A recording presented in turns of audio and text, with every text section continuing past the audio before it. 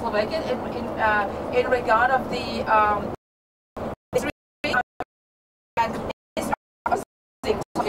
so the Czech people also have in the 60s that were up with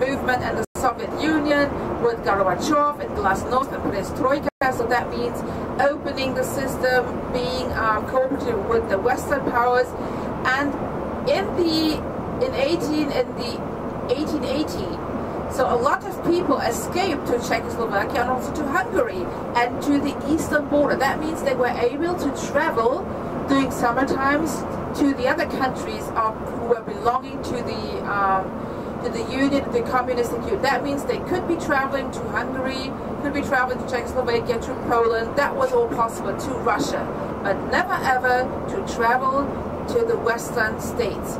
It was sometimes possible, but you could then go one at a time. So if you had a couple with a family, then the father could go to maybe visit the family in the in West Germany, but never as a family, because people thought if you let you go as a family, you would probably not return. So a lot of people were leaving the East Germany, and in the end, it was dealt out that they were able to leave from there directly to West Germany. So that was a tremendous uproar, and that was a next step to make it, to make the system more, to weaken the system. In the end, they decided, well, they were starting reforms, but in the end they were seeing it was not working. The people were demonstrating in Leipzig, especially in Leipzig. They had the Monday demonstrations. It was very peaceful demonstrations. They were walking, marching through the city, where then had a slogan saying, "We are the people. Wir sind das Volk." That was, we are the people, we want our freedom, we want, please open the gates. And in the end, basically, it was these different powers led to the event that finally the Parliament of East Germany decided. It was more like something like, we can say finally they had to do that. They didn't want to do it right away, but it just happened. They said, okay, we have issued this law now, the gates are open. And then somebody asked, well, and when will this be in effect? They said, well, as of right now.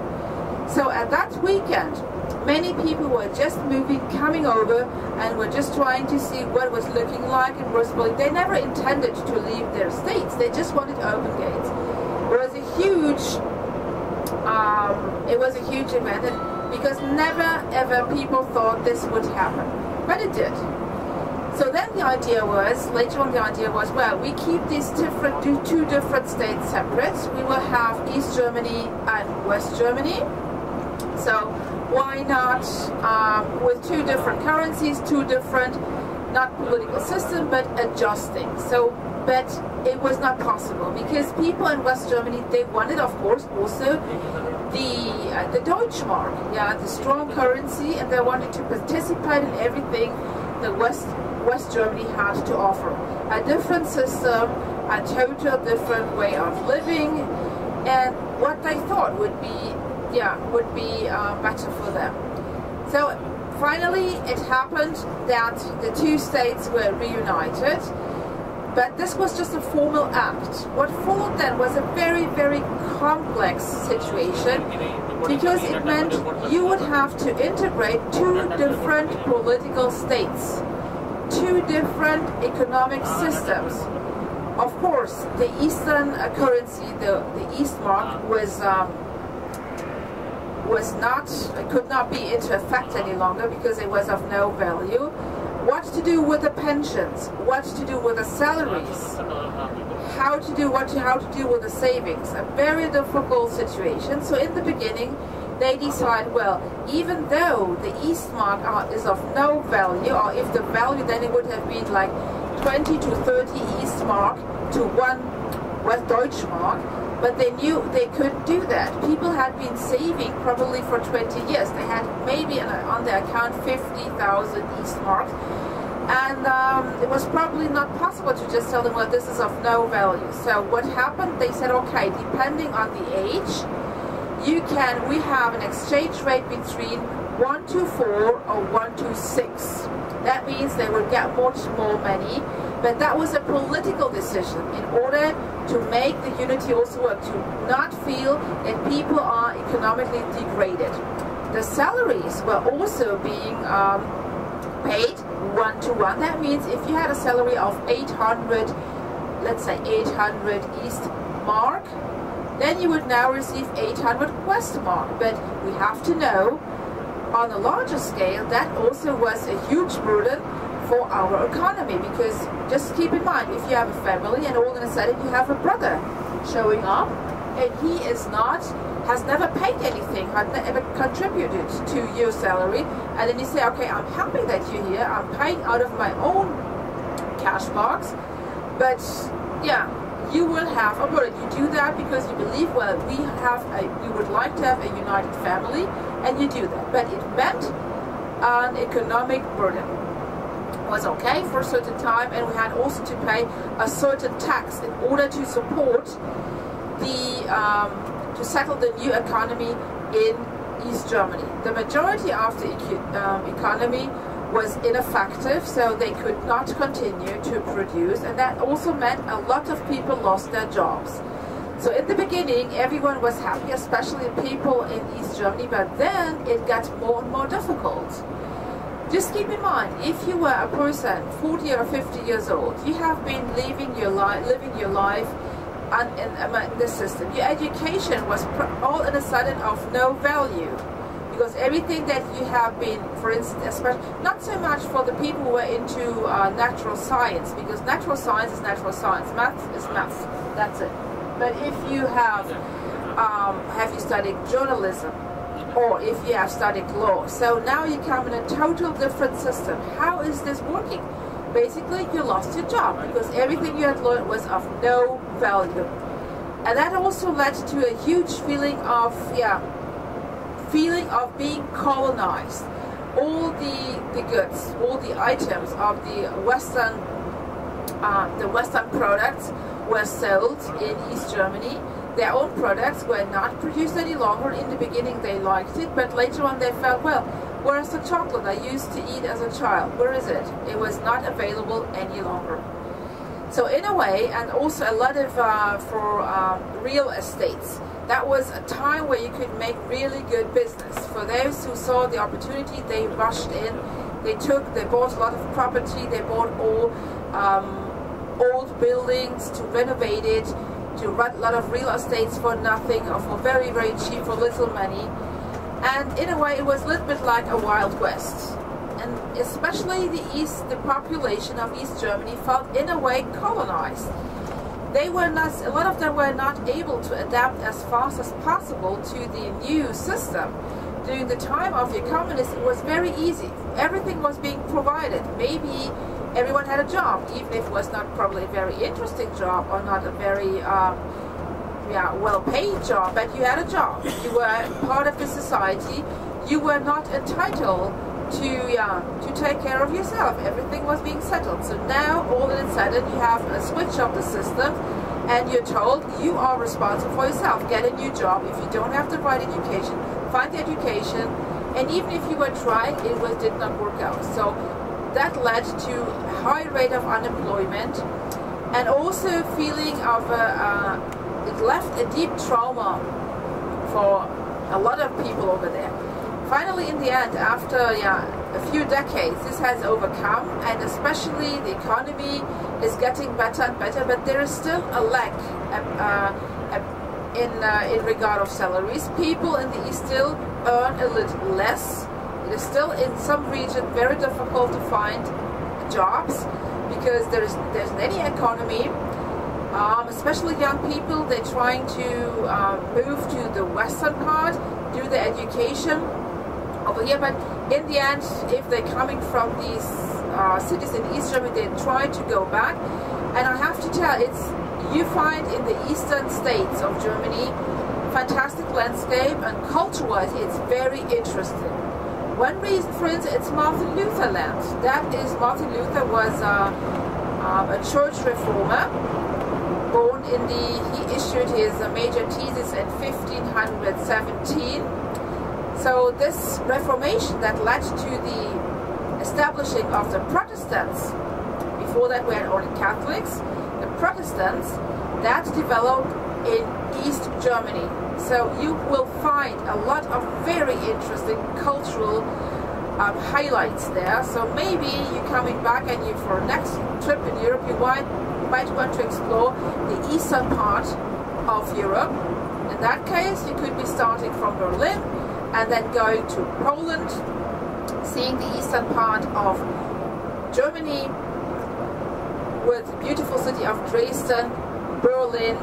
Then of course we have many Görlitz, for instance, we have Leipzig, fantastic cities, and then continue maybe to Poland or Czechoslovakia, Hungary, and so on. So this was basically how the reunification started. It was a process that still has not been settled, but we have to see, for instance, that Dr. Angela Merkel, who's our Chancellor, by the way, she's holding a PhD in physics, and she is from East Germany. So, and for a couple of years ago, we have the Chancellor and the President. These are the most important people at the head of the state.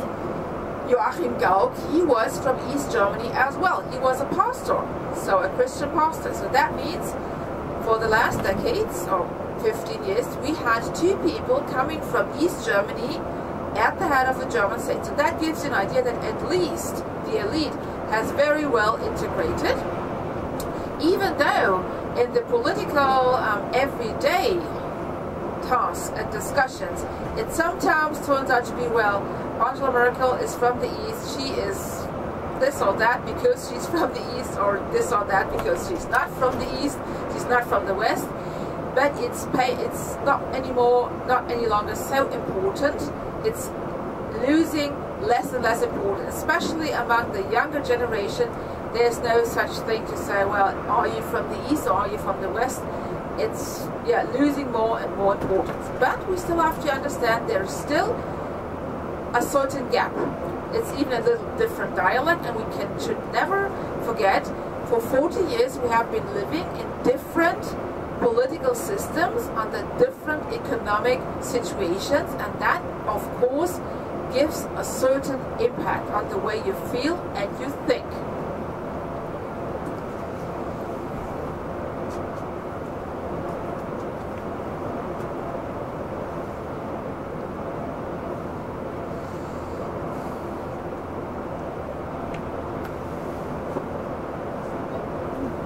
Some are, not everyone. I'm wide awake. Okay. I was just wondering. And many teachers, some of the teachers are awake, and many students are awake. And the rest I'm getting them out. Okay.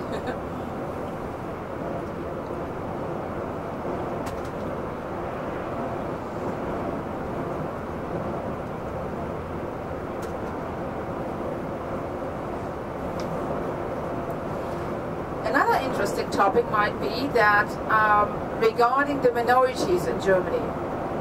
So I was talking yesterday about the fact that we have in Frankfurt 23 to 25, depending how you count, of people with foreign background or different nationalities. Overall we have 8 to 9%. It's still a little bit difficult how to count, because would you count a person that is probably living here for 2 generations, or a child of a person who has, let's say, Asian background but was born here? How do you count that person?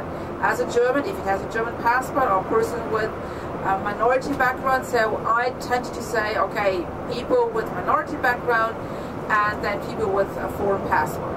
So as you saw, especially in Frankfurt, Germany is becoming more and more cosmopolitan. Frankfurt is probably the city with the, a very cosmopolitan city, one of the most cosmopolitan cities in Germany. If you were to go to small cities, especially for instance northern part, Hamburg is very cosmopolitan. I mean the large cities in general are very cosmopolitan. But if you were to go to the smaller cities, you would not be seeing so many people from other countries. I was talking about that we have, for instance, went up to the 90s, 30,000 US soldiers, let alone their families. So touch because of its banking, business, fastness, cosmopolitan outlook, and yeah, when we talk about how did this happen? Where all these minorities are coming from? Right after the war, when the country was destroyed, and we have to understand at that time, it was basically the idea of the US Americans. They said, what can we do with this country? We have to make a clear decision now. This country has now started 2 world wars, World War I and World War II. That led to 30,000 people being murdered, 6 million Jewish people among them, just being murdered because they were Jewish. So we have to decide what is going to happen to this state. Either we have 2 opportunities. To make a long story short, we have 2 opportunities. Either we leave Germany to be an agricultural state, to never ever play any importance on the political stage again, or we try to help Germany get back economically and also politically, and to become a faithful member of the Western Alliance. So they basically opted for the second, they choose the second option. The British, especially the US American, the British and also the French. The idea was then, so how can we do that? Well, we have to help Germany to get back to gain economic stability again. So the US Americans settled for the Marshall Plan. The Marshall Plan meant so they were just offering economic help, billions of US dollars or Deutschmark, to just wind up the economy. So by the way, we had also the Bank of Redevelopment that is also located in Frankfurt, and that was the money that was distributing, that was the bank that was distributing all the Marshall Plan. That was a minister, yes, minister, that's why we say Marshall. And that's how Germany started to get back economics. We have also to say people are enormous busy, so they, right after what they started right away, all the destroyed cities, they were rebuilding, cleaning up whatever they could. But also in the 50s, when the economy started booming, we needed more workers. So the government called out for people from Spain, Portugal, Greece, and later on also Turkey. Germany never had any colonies like Great Britain or France, just some smaller ones in Southwest Africa, but only for a short time.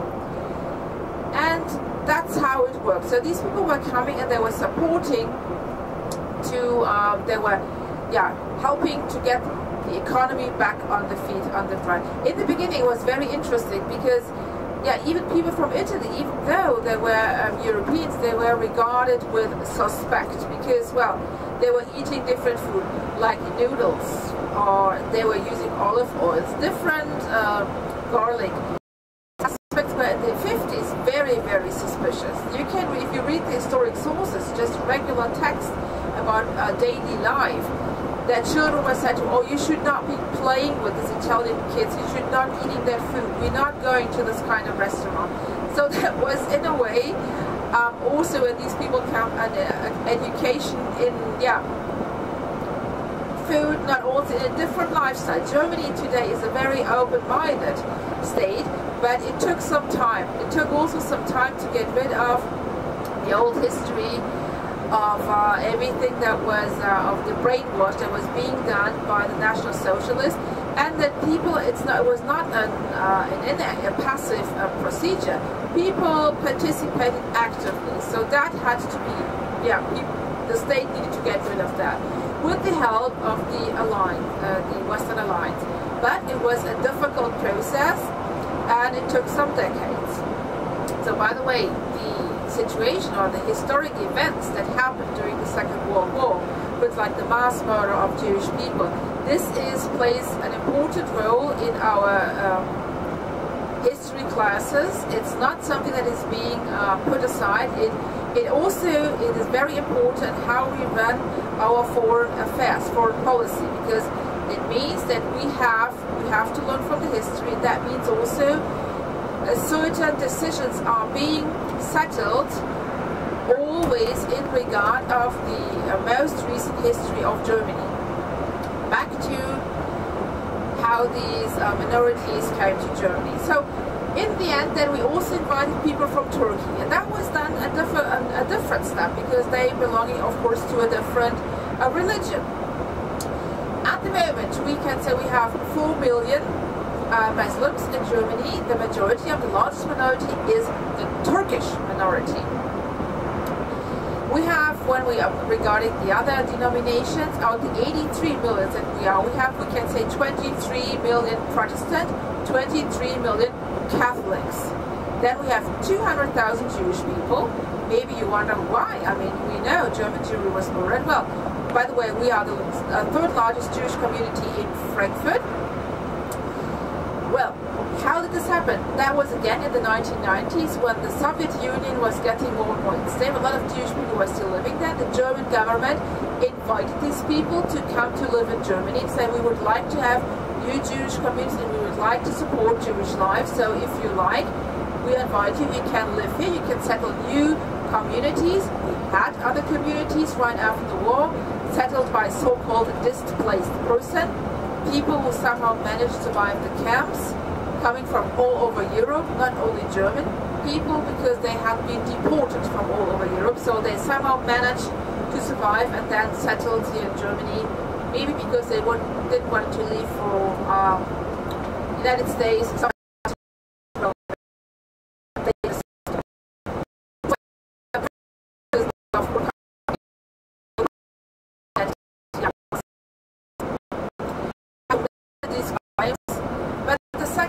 Communities, these were people from Russia. They came with different cultures, so the majority of them is now of Russian background. And by the way, in Berlin we have a very large Jewish community, 30,000 people. A lot of them are young Jews. After they have completed their military service, they think, we want to travel, we want to go to Asia, Thailand, China, India, whatever, or we probably want to go also to South Africa or Germany, because remember they have German background. And at the moment Berlin is the hot spot. A lot of young people go there. It is open, it's cosmopolitan, it is growing. We have East and West are coming together. It is still affordable in regard of rent and all that. So that's why a lot of young people want to live there before they just start their professional life. Spend a few time maybe working on projects, studying, and so we have a large Jewish community there. So that is also an interesting aspect regarding minorities. How do the Turkish people, what role do they play? Well, first of all, for the first generation, we have to say Germany owes these people something, because they have been supporting the economy. They have given their part. They contributed to make the economy run again. And basically, they did a lot of very, very difficult, hard labor jobs.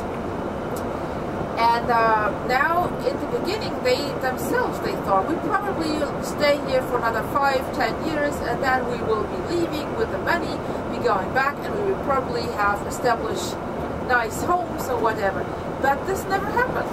They happened to like it over here, so they settled here, they got married with Turkish people, and had their family life. So that's how the Turkish community grew. The problem was, also in the beginning, Germany never really regarded itself to be a country of immigration. We have the right of the blood, instead of, for instance, the United States or France, right of the soil. So that means, Latin that would be jus sanguinis or jus soli. That means if you are born to Turkish parents in Germany, even if you have never been to Turkey, you remain a Turkish person. That is different in France or in the United States. If you have probably two Turkish parents and they're living in the United States, and you born as a son or daughter to Turkish parents, you will be automatically American. That's the right of the soil, right of the blood. Asia or from Turkey or from whatever, from China, you remain Chinese, Turkish, Croatian. It's difficult because that means that you have not the right as a regular citizen. You have to pay taxes, but you can never vote because you're Turkish.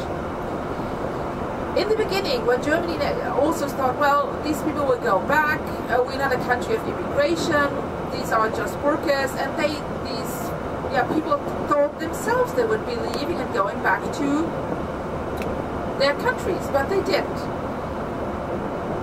Sometimes it was difficult for them to learn the language properly because they have been working day and night, hard working. And some of them, or the majority of them, decided to bring their wives back from home. Most of them from a very traditional background, so it was difficult for them to adapt. Overall, we can say that we have a large majority that is integrated very well. They have just their family. By the way, we're now in Baden-Württemberg. We left the state of Hessen. The majority integrates very well, but we also do have some groups that's getting more and more conservative, and they going back to their own tradition. And the religious tradition is playing a major role into that.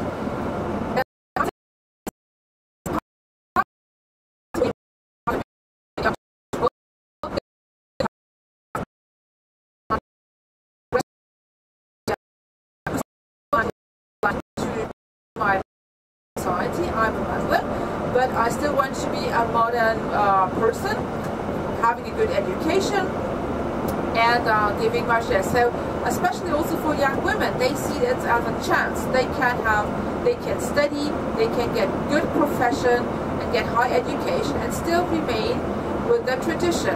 And that means, in a way, major parts of this community try to invent a modern or a so-called their own kind of Western Islam. It's not very easy because, well, imams are still coming from Turkey or from Arabian country, and they're not very familiar with our culture. So there is, we have to say there are certain difficulties in that. But we have finally also at our universities, we have Institute for Islamic Theology. So that means the idea is, well, we would like to have German Turkish imams. So people who speak German, who have the regular academic education and who teach and know their religious tradition, but also are familiar with the Western academic and the enlightened way that we have over here. So it is still more or less also a conflict within the community, and it's also a conflict since a couple of years. We do have cause of getting more and more traditional and trying to withdraw from the major society, which is not acceptable. So what is the problem? Well, the problem is that you probably will not accept female teachers in school. Yeah, and this leads to difficulties because